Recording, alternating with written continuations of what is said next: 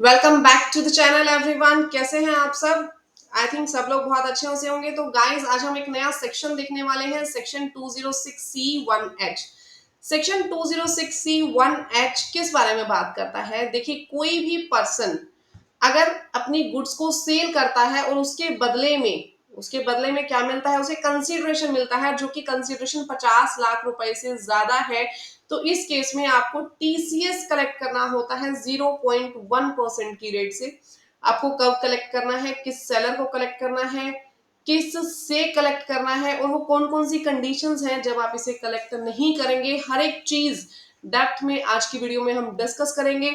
अगर अभी तक आपने मेरा चैनल सब्सक्राइब नहीं किया है तो प्लीज मेरे चैनल को सब्सक्राइब कर लेना, नोटिफिकेशन के बटन पे क्लिक कर लेना, ताकि इस तरीके की इंपॉर्टेंट वीडियोस आपको टाइमली बेसिस पे देखने को मिलती रहे। ठीक है जी। नाउ स्टार्ट करते हैं हमारी ये वीडियो। सबसे पहले तो देखिए, आपके पास क्या दिया हुआ है? एवरी पर्सन, यानी हर एक पर्सन के ऊपर ये जो सेक्शन है ये एप्लीकेबल है। वेदर इंडिविजुअल, एचयूएफ, कंपनी, कोई भी पर्सन हो, बॉडी, कोई भी बॉडी कॉर्पोरेट हो, body of individuals, AOP, BOI, सभी के ऊपर ये सेक्शन जो है वो एप्लीकेबल होगा। यानी every person being a seller, ठीक है, हर एक सेलर पे एप्लीकेबल होगा जिसने की पैसा रिसीव किया हो। किस तरीके से? As a consideration. देखिए, यहाँ पे कोई सेल परचेज वर्ड का यूज नहीं है, ध्यान से मेरी बात सुनिए। यहाँ पर कोई भी सेल परचेज वर्ड का यूज नहीं है। ही इज सेइंग कंसीडरेशन, यानी आपको उसके बदले में कंसीडरेशन मिला हो। किसके लिए? Sale of any goods. अब दूसरी सबसे बड़ी बात, यहाँ पे मैंने आपको बताया क्या वर्ड यूज है? कंसीडरेशन वर्ड यूज है। ना तो यहाँ पे कैश वर्ड यूज हुआ, ठीक है, ना ही यहाँ पे काइंड वर्ड यूज हुआ। तो यानी कंसीडरेशन कैसे भी मिला हो, कितना मिला हो? 50 लाख से ज्यादा। किस तरीके से मिला? Doesn't matter. अगर 50 लाख से ज्यादा रुपए आए इन एनी प्रीवियस ईयर, ठीक है, एग्रीगेट आने चाहिए जिसकी वैल्यू कितनी हो? Exceeding 50 lakh rupees. आपके पास कंसीडरेशन आना चाहिए इन एनी फॉर्म, एग्रीगेटली उसकी वैल्यू कितनी होनी चाहिए? उसकी वैल्यू 50 लाख रुपए से ज्यादा होनी चाहिए किसी भी प्रीवियस ईयर में, ठीक है। तो उस प्रीवियस ईयर में आपको 0.1% टीसीएस कलेक्ट करना है। यहां तक समझ में आ गया? आपको 0.1% टीसीएस उस कंडीशन में कलेक्ट करना है, ठीक है। फिर से मेरी बात सुने, हर एक पर्सन जो कि सेलर है वो सामने वाले बायर का टीसीएस कलेक्ट करेगा अगर उसने 50 लाख रुपए से ज्यादा कंसिडरेशन आपको प्रीवियस ईयर में पे किया तो। और उस कंसिडरेशन की जो टोटल वैल्यू है एग्रीगेटली 50 लाख से ज्यादा होनी चाहिए। क्लियर? पहली बात यहां तक। दूसरा, कि आप उसके ऊपर क्या करेंगे? 0.1% का टीसीएस कलेक्ट करेंगे। किस पे? Of the sale consideration exceeding 50 lakh rupees, यानी जो अमाउंट 50 लाख रुपीज से ज्यादा है उसके ऊपर। 50 लाख रुपीज से ज्यादा की अमाउंट का टीसीएस आप लोग क्या करेंगे? कलेक्ट करेंगे। यहां तक मेरी बात समझ में आ गई? ठीक है जी। ये हमारे पास था बेसिक फंडा। अब आगे आ जाते हैं। यहाँ पे ध्यान से पढ़िए। अगर आपने गुड्स एक्सपोर्ट की हो, यहाँ पे वर्ड क्या लिखा है? Other than. ये टीसीएस कलेक्ट होगा। This TCS will be collected by the seller, but other than, यानी कुछ एक कंडीशंस में नहीं होगा। किस किस कंडीशन में देखिए ये टीसीएस कलेक्ट नहीं होगा? सबसे पहली बात, गुड्स अगर आपने एक्सपोर्ट की हैं तो out of India, if goods are exported out of India, तो ये टीसीएस इस सेक्शन में कलेक्ट नहीं होगा, सेक्शन 206C1H में। अगर सबसेक्शन 1 के अकॉर्डिंग आप ऑलरेडी टीसीएस कलेक्ट कर चुकी है, सबसेक्शन 1 के अंदर हमारे पास क्या था?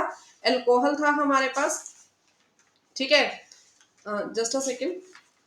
इसके अंदर हमारे पास जितनी भी चीजें थी, जैसे अल्कोहल था, स्क्रैप था, मिनरल्स थे, जितनी भी चीजें थी सेक्शन 1 में, अगर इनके अकॉर्डिंग आप ऑलरेडी अपना टीसीएस कलेक्ट कर चुके हैं, देखिए तेंदू लीव्स, जो टिम्बर है, स्क्रैप है, मिनरल्स है, इनके ऊपर अगर आपने ऑलरेडी इस सेक्शन में टीसीएस कलेक्ट कर लिया तो आपको यहाँ सेक्शन 206C1H में कलेक्ट नहीं करना है। दूसरी बात, अगर आपने 1F के अकॉर्डिंग टीसीएस कलेक्ट कर लिया, 1F में हमारे पास मोटर व्हीकल्स के ऊपर जो टीसीएस कलेक्ट होता था, ठीक है, अगर वहां कलेक्ट हो गया तो उसके ऊपर ये सेक्शन नहीं लगेगा। सब सेक्शन 1G ऑलरेडी आपके ऊपर लग चुका है, यानी पिछले सेक्शन, सेक्शन 1, 1F, 1G अगर आपके ऊपर लग चुके हैं तो इस सेक्शन में आपको टीसीएस कलेक्ट नहीं करना है, ठीक है। 1G में हमारे पास क्या था? 1G के अंदर आपने जो आउट ऑफ इंडिया जो भी पैकेज दिए थे, टूरिंग के पैकेज दिए थे, ठीक है, उससे रिलेटेड जो आपके पास टीसीएस था, अगर वो आपके पास लगा है, या रेमिटेंस आप लोग कर रहे थे आउट ऑफ इंडिया, उससे रिलेटेड कोई टीसीएस आपके ऊपर लगा है, तो ये सेक्शन आपके पास 1H वाला एप्लीकेबल नहीं होगा। अगर रेमिटेंस या ओवरसीज वाला 1G सेक्शन लग चुका है, मोटर व्हीकल्स के ऊपर जो 1F में टीसीएस कलेक्ट होता है वो लग चुका है, या 1 के सेक्शन लग चुके हैं, तो ये सेक्शन नहीं लगेगा। ठीक है, क्रक्स में एक बार फिर से इसका बता दूं, सुनिए, हर एक पर्सन को हर एक पर्सन को क्या करना होता है, टीसीएस कलेक्ट करना होता है। जो भी सेलर है, सेलर टीसीएस कब कलेक्ट करेगा, सेलर टीसीएस तब कलेक्ट करेगा जब 50 लाख से ज्यादा का कंसिडरेशन उसे रिसीव हुआ हो प्रीवियस ईयर में। लेकिन एक्सपोर्ट के केस में वो नहीं करेगा। अगर सबसेक्शन 1 लगा है तो नहीं करेगा, 1F में नहीं करेगा, 1G में नहीं करेगा। और 0.1% टीसीएस उसको कलेक्ट करना होता है, किस अमाउंट का, 50 लाख से ज्यादा की अमाउंट का। फॉर एग्जाम्पल 60 लाख आपके पास कंसिडरेशन आया, तो यहाँ पे एक्सीडिंग 50 लाख कितना हुआ, 10 लाख, तो 10 लाख का 0.1% आपको कलेक्ट करना है। ठीक है जी। नाउ आगे हम लोग आते हैं। सबसे पहली कंडीशन आपको क्या दे रखी है, प्रोवाइडेड दैट व्हाट, कि अगर आपके पास पैन नहीं है, अगर आप अपना परमानेंट अकाउंट नंबर या आधार नंबर सबमिट नहीं करवाते हैं किसको, सेलर को, तो आपके पास 1% यहाँ पे क्या हो जाएगा, 5% जो है आपके पास यहाँ पे आ जाएगा 1% की जगह। ठीक है जी, 5% आपके पास टीसीएस जो है वो कलेक्ट होगा। क्लियर। नाउ यहाँ पे बायर का मीनिंग बता रखा है। Buyer means a person who purchases any goods. Buyer कौन होता है, वो पर्सन जो कि परचेज करता है गुड्स। लेकिन कई कुछ एक लोग बायर के अंदर यहाँ पे इंक्लूड नहीं होंगे। कौन से इंक्लूड नहीं होंगे, एक तो central government, state government, embassy, high commission, litigation commission, consultant and any other trade representation of foreign state, ये लोग यहाँ पे कवर नहीं होंगे। कोई भी लोकल अथॉरिटी है वो कवर नहीं होगी। ठीक है, अगर कोई पर्सन इंपोर्ट कर रहा है गुड्स और सेंट्रल गवर्नमेंट, स्टेट गवर्नमेंट ने बाय नोटिफिकेशन उसको बोल दिया कि आप इसमें इंक्लूडेड नहीं होगे, तो उसको आपने इंक्लूड नहीं करना है। और बात रही सेलर की, मैंने कहा था हर एक पर्सन इंक्लूड होगा, लेकिन कौन सा, वो पर्सन जिसकी टोटल सेल, ग्रोस रिसीट्स या टर्नओवर बिजनेस की 10 करोड़ रुपीज से ज्यादा है। कब, during the financial year immediately preceding the financial year, यानी जिस फाइनेंशियल ईयर में आप काम कर रहे हो उसे प्रिसीडिंग फाइनेंशियल ईयर को आपको कंसीडर करना है। उस फाइनेंशियल ईयर में अगर 10 करोड़ से ज्यादा की सेल है तो आपने उस सेलर को कंसीडर करना है। अदरवाइज नॉर्मल इसके अलावा जो सेलर्स हैं उसके ऊपर ये प्रोविजन जो है वो एप्लीकेबल नहीं होगा।